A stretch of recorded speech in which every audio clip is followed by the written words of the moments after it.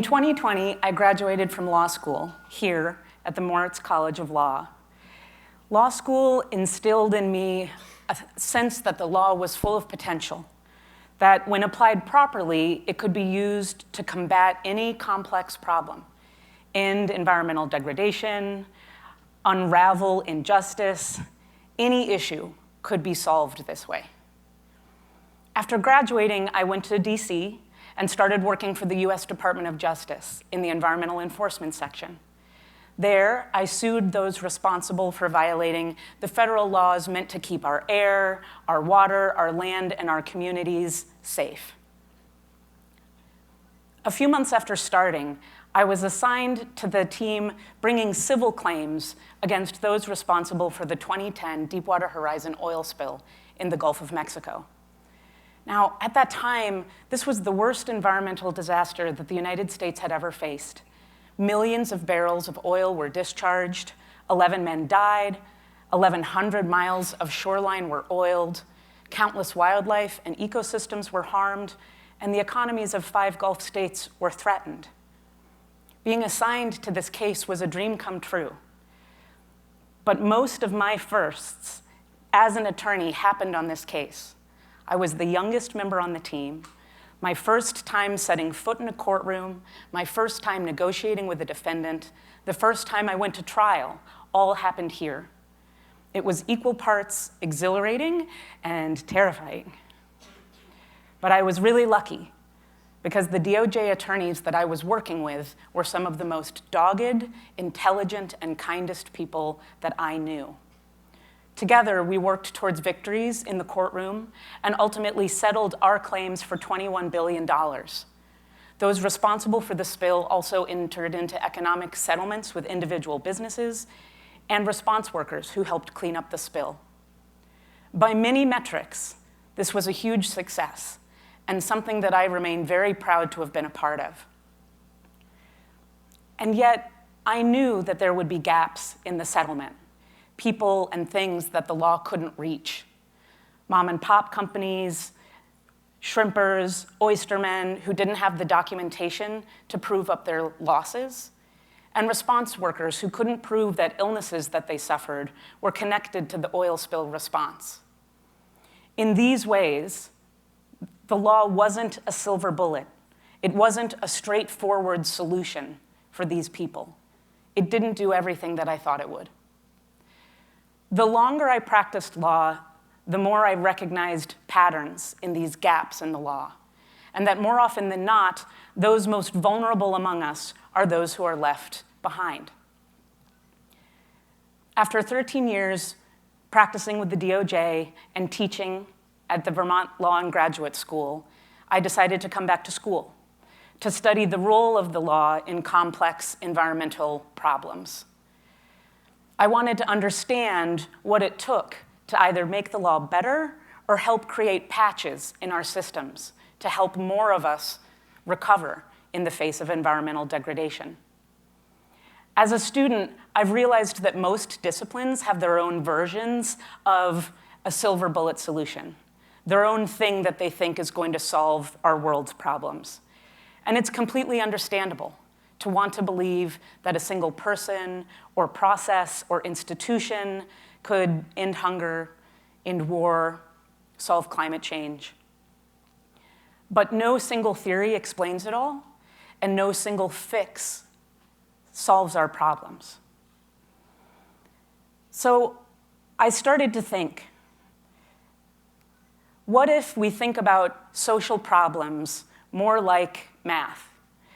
And the desired outcome is the answer, and it's our job to identify the variables that might contribute to the solution. What are the processes that might help? Do they exist yet? Who might build them? Who are the actors involved, and how do these processes interact? In other words, how do we define the ecosystem of these complicated issues? My hunch is that you need multiple processes working across multiple levels in order to really address the problems that we face. And then when different processes interact, that's when you have opportunities for real change, systemic level transformation. I'm studying this in the context of disasters and disparate recovery, or the uneven way that people recover from disasters across economic, racial, and geographic lines. Climate change is what scientists call the wicked problem. It's incredibly complex. It's changing our ecosystems, our weather, our oceans, and there's no country, no nation, no community in the world that isn't touched by it. Here at home, in the last year, fires in LA, flooding in Asheville, and tornadoes that ripped through the Midwest last week really drive home that all of us are impacted by extreme weather events. But we don't experience these disasters in the same way.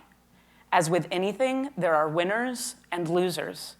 And more often than not, those who struggle to recover were struggling before the storm hit.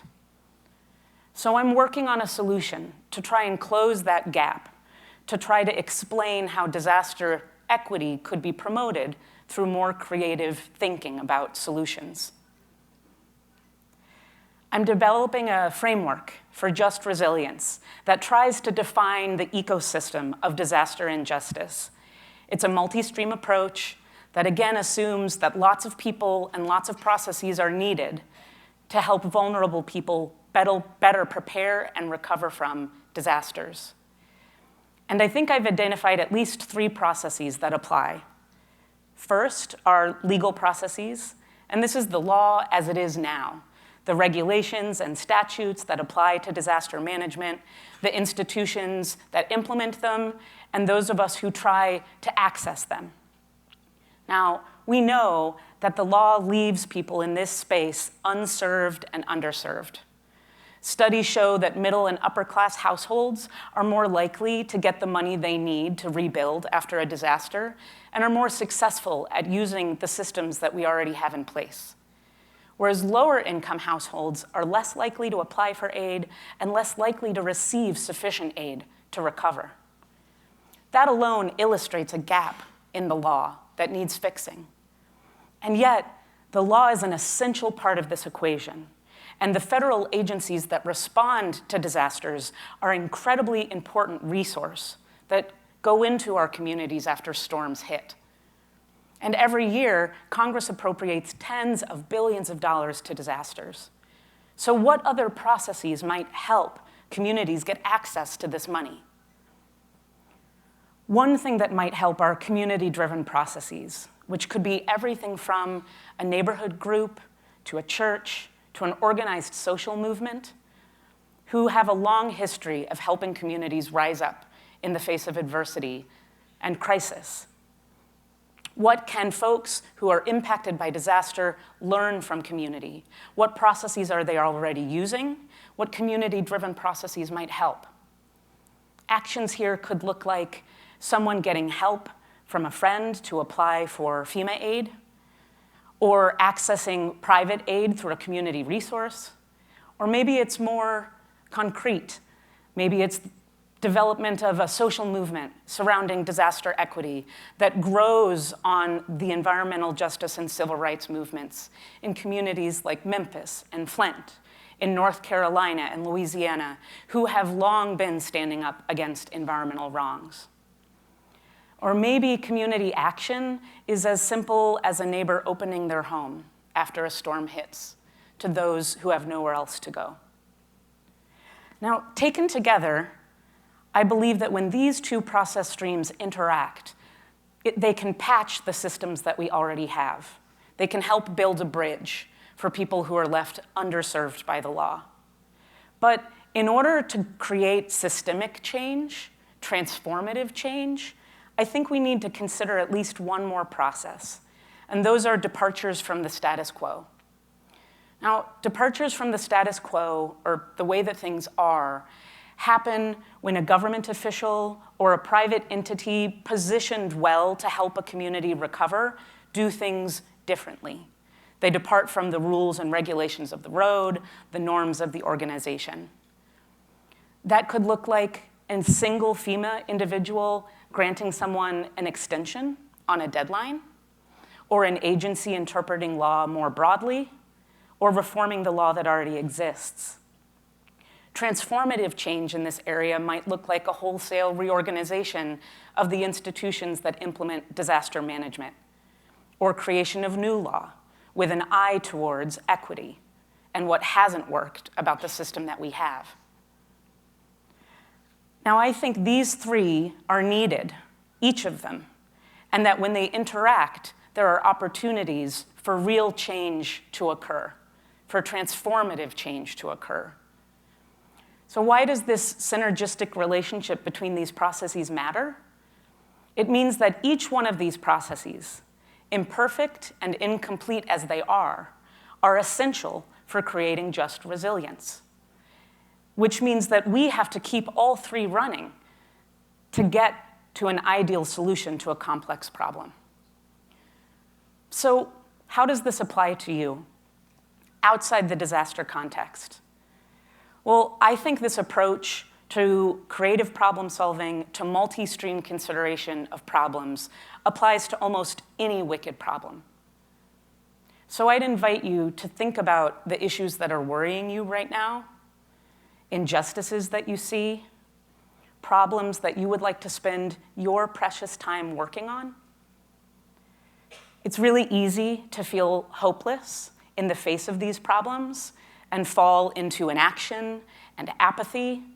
But what if we break them down, like I just did with disasters?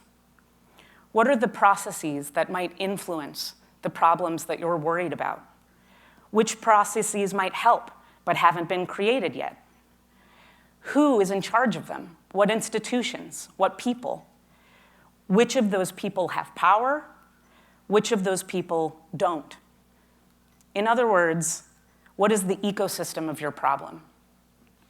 And what if, instead of some silver bullet solution, some single fix, solutions looked more like this, and we expected them to look more like this? The law, plus communities, plus government and industry, technology, plus people willing to change.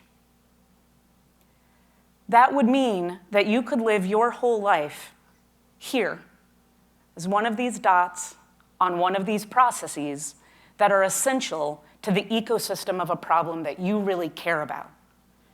And that by doing that, you could help the process keep running and create opportunities for processes to interact, opportunities for transformation. Each of us here can do that. Even when things feel frightening and uncertain, there is work to do.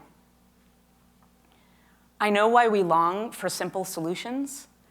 Who wouldn't want to be able to end conflict and reverse climate change and end hunger with a snap of our fingers?